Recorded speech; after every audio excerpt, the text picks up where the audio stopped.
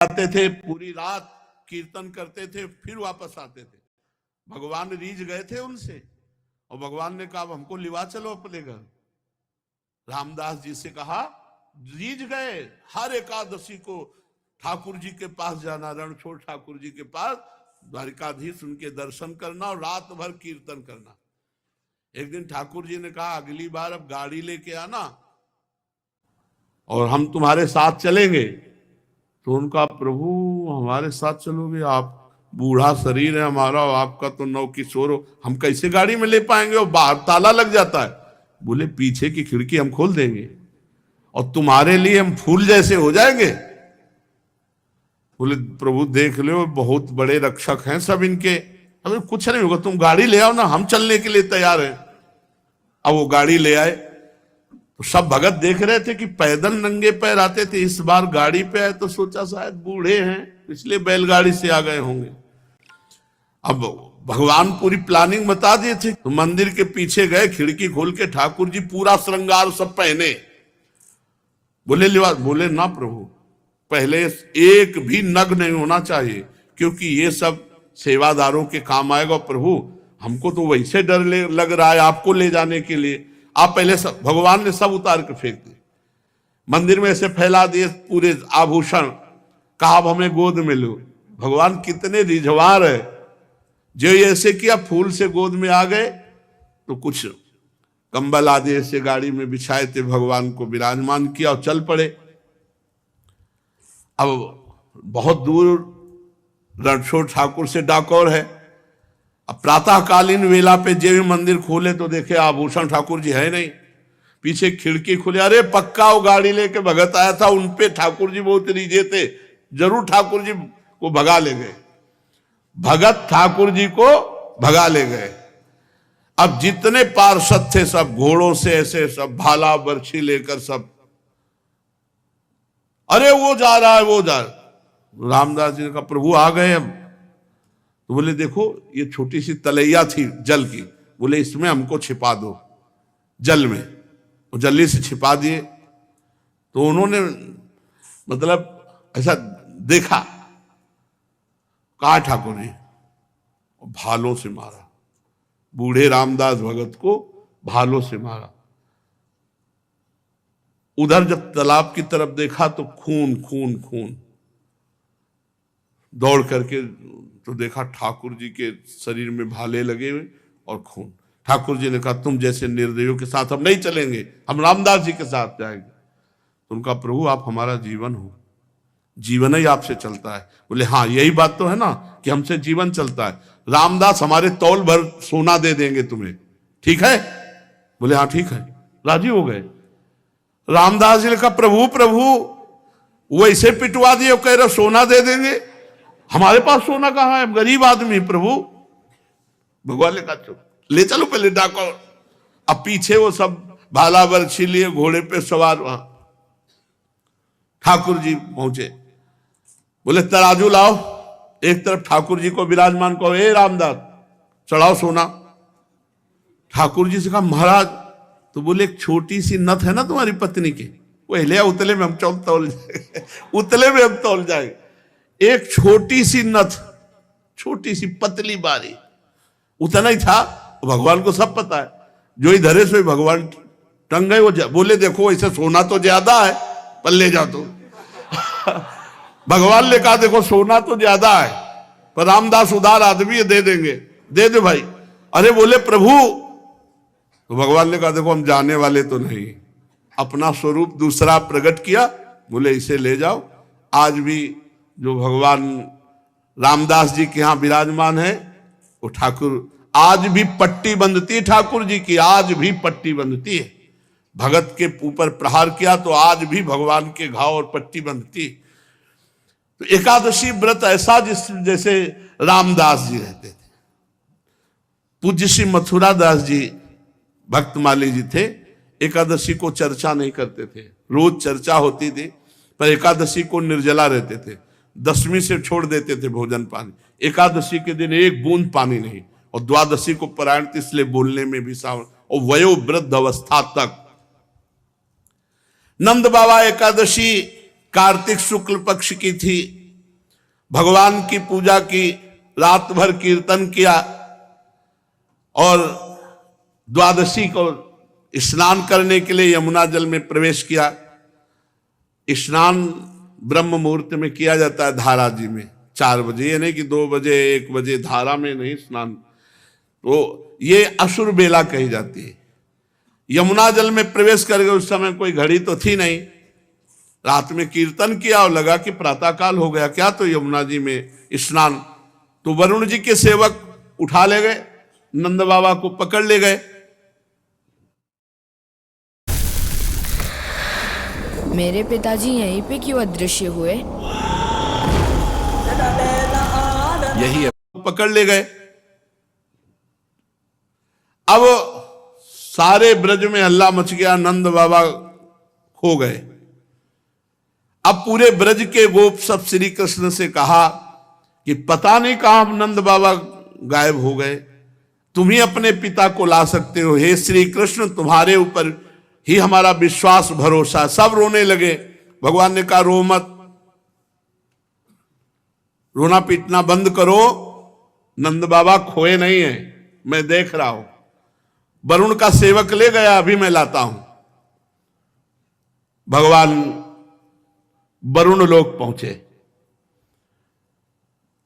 भगवान अंतरिंद्रिय और बहिरिंद्रियों के प्रवर्तक श्री कृष्ण जे ही वरुण देवता ने देखा, सारे जगत के अधीश्वर पधारे, साष्टांग दंडवत।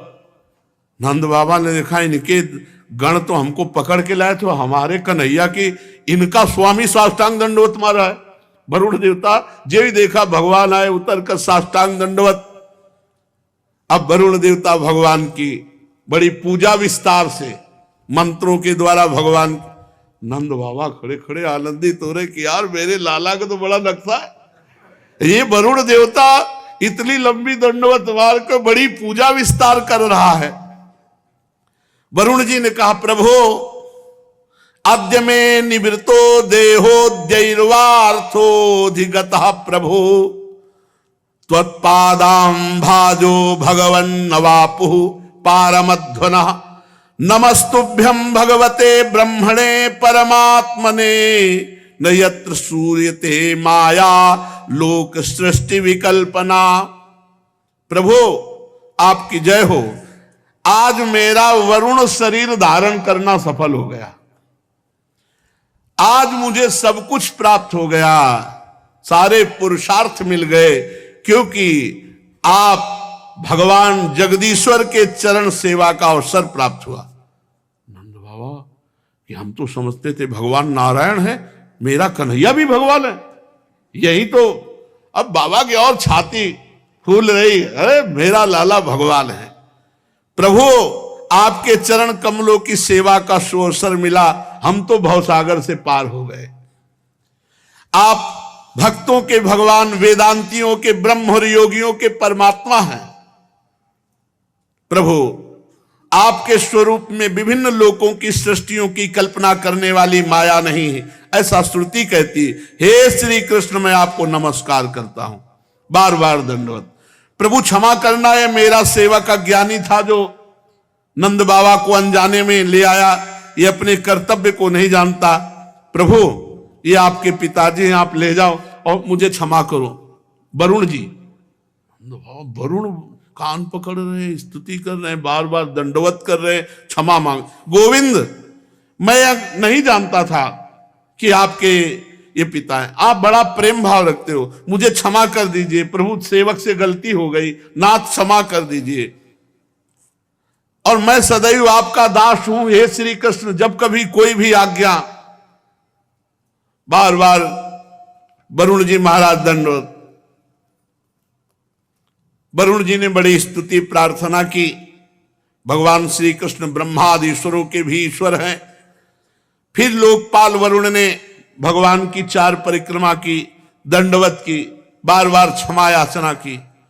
नंद बाबा बड़े आश्चर्य में, नंद बाबा को लिया ब्रज में आए। अब सुबह बैठक बुलवाई गई।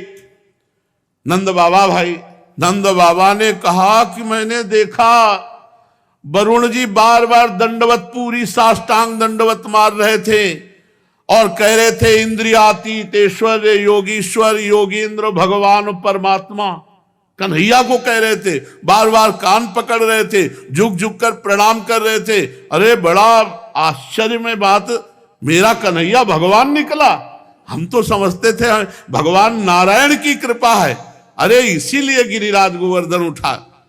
भगवान के प्रेमी गोप सुन करके बड़े आश्चर्य में हो गए, ये कन्हैया भगवान है, हमारा सखा भगवान है। बड़ी उत्सुकता हुई।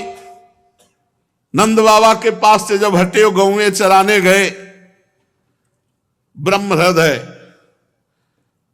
तो सब सखा ने कहा, ए भगवान सुनो, तुम भगवान हो? भगवान ने कहा भगवान थे। कन्हैया ने कहा भगवान, तुम बैकुंठ के नाथ भगवान हो, तो हमें बैकुंठ दिखाओ अगर भगवान हो। हमारे साथ खेलता है, हमारे साथ भगवान कहां से हो सकता है, दिखा हमें बैकुंठ दिखा, जिसमें केवल महान सिद्ध प्रेमी भक्त ही प्रवेश पा सकते हैं। ऐसे वैकुंठ दर्शन की जो मायातीत स्वधाम है, भगवान अपने गोप सखाओं की अभिलाषा पूर्ण करने के लिए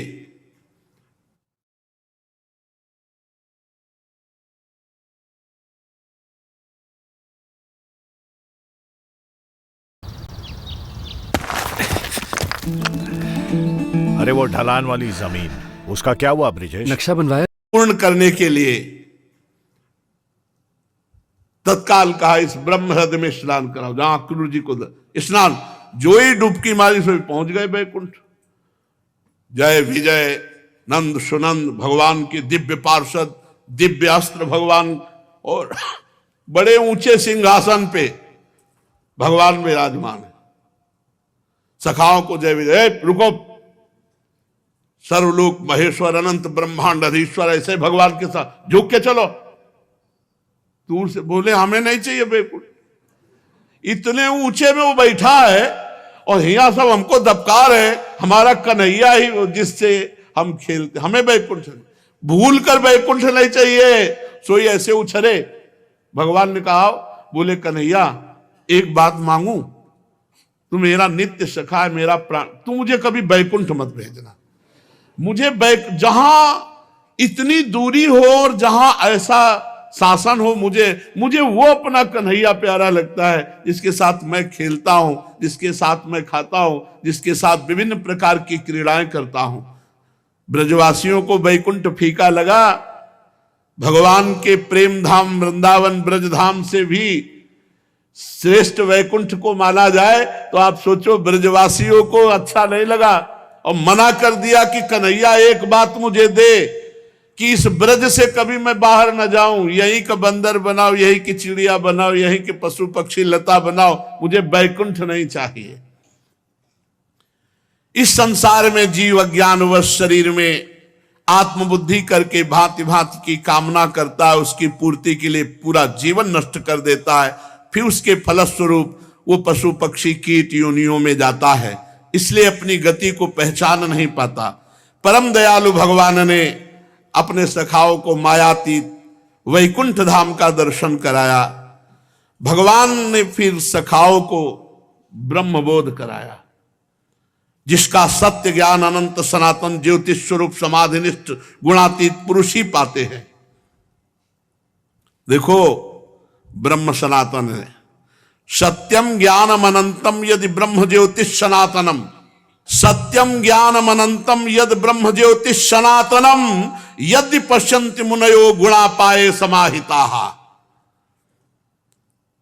जिसमें अक्रूर जी को भगवान अपने स्वरूप का दर्शन कराएंगे, उसी हृदय में स्नान करा करके परम धाम का दर्शन कराया। दिव्य भगवत स्वरूप लोगों को देखकर समस्त गोप आनंद में मगन हुए। भगवान श्री कृष्ण मूर्तिमान ब्रह्म है, मूर्तिमान परमात्मा है, मूर्तिमान भगवान है। ये सब गोपों को आश्चर्यचकित हुआ कि हमारे कितने अहोभाग्य कि हम ब्रह्म परमात्मा भगवान अपने लाडले कन्हैया के हैं। यही ब्रजवासियों की आज भी महिमा है, जो यहाँ के खाटे ब्रजवासी हैं पुराने, ठाकुर जी के प्रति उनके हृदय में अपार संबंध प्रेम है, जैसे घर का, ऐसी बात है। उनके लिए भगवान नहीं नजर आते, उनको मेरे कृष्ण। देखो नंदगांव के जब आते हैं ना, उनकी ठसक झलकती है। बरसाने के जब श्री जी के जन आते हैं ना, उनकी ठसक झलकती है। ब्रजवासियों से जब बात करो ना तो ठसक झलकती, सच्ची कहते हैं। आएंगे, प्रणाम करेंगे, प्रसाद देंगे और फिर कहेंगे ए बाबा तो आशीर्वाद दूं, लंबी आयु तेरी, कोई नहीं बिगाड़ सकता, अरे लाडली जू की कृपा। वो कहे अरे नंद लाला की कृपा। तो यही ब्रजवासियों की कृपा जिस पर हो जाए तो ब्रजराज उसको कभी छोड़ नहीं सकते। इसलिए इनकी बाहरी वाणी पे मत जाना, बाहरी व्यवहार पे न जाना। इनका व्यवहार थोड़ा टेढ़ा है, वाणी थोड़ी कड़वी भी हो सकती है। इनकी जबान की बात है, हृदय बहुत बहुत प्यारा हृदय है, ये हमने देखा। उनका व्यवहार देखो, ये भगवान के सखागण हैं। इनकी बात समस्त ब्रजवासियों के चरणों में कोटि कोटि वंदना। जिनको श्री कृष्ण प्यारे लगे, वैकुंठ भी प्यारा नहीं लगा। आज भी ऐसे श्री कृष्ण के प्यारे ब्रजवासी जन है। इनका टूक, इनकी चरण रज और इनका आशीष हमको निश्चित प्रिया प्रीतम से मिला देगा। शेष हेलो